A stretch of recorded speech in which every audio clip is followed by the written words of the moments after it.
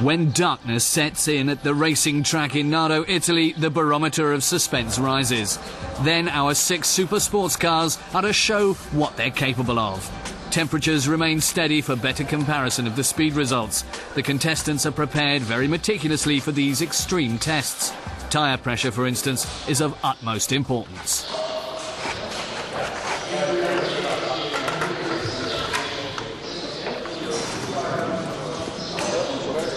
At Porsche, the head of the development division, Roland Kussmaul, sees personally to the snug fit of the nuts and bolts on the Carrera GT. Otto Hofmeier is head of testing and responsible for the high-speed test. Hofmeier knows what is needed to be really fast. First of all, the car must have great performance. Then it must handle well, and it has to be manageable at this speed. We check whether it is drivable. In the twilight hours of the evening, these super sports cars make their way to the high-speed track.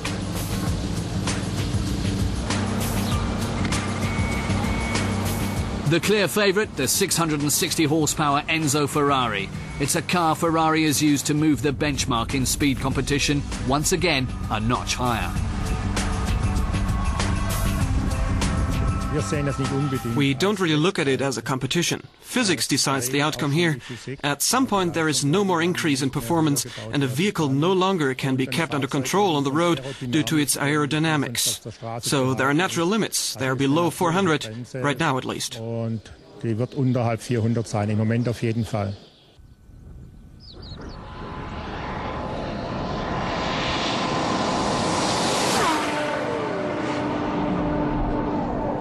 The testing team installs the measuring devices. The speed is recorded using GPS satellite positioning. In its first laps around the track, the Aston Martin surprises with a speed of 309, exceeding factory specs by 9 kilometres. It remains under control at all times, and it seems that nothing can destroy its cool.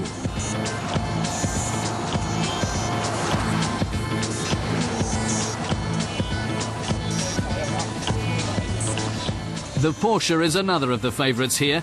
The first time around the track, the Carrera GT hits 328, just undercutting the factory specifications by 2 kilometres per hour. Now, the second lap for Porsche.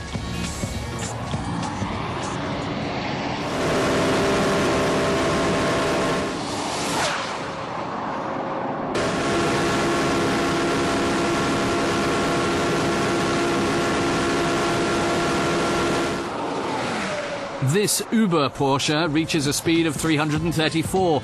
That's nearly enough to beat the SLR. What position will the SLR finish in, she asks? Well, position, that's hard to say.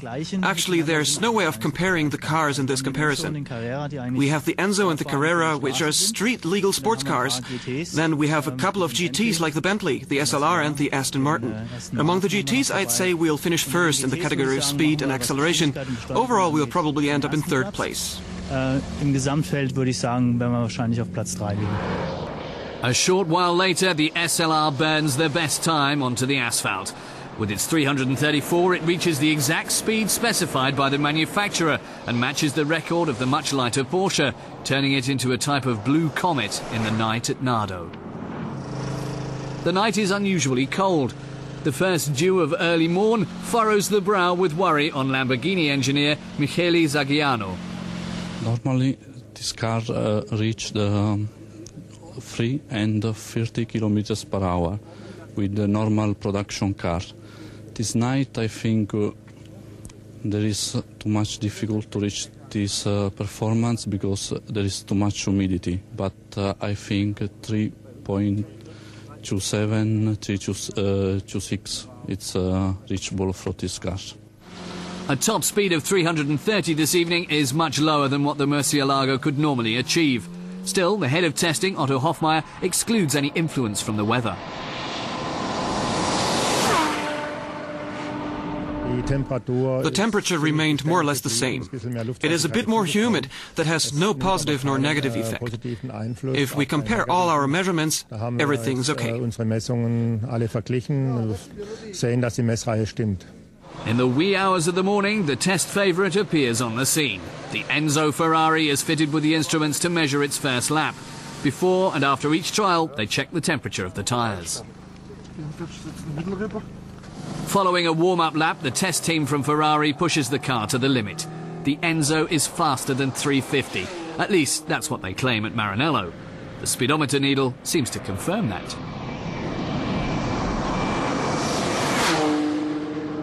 Also, the GPS data show, with a speed of 355.1 kilometers per hour, the Enzo is the fastest super sports car in this comparison.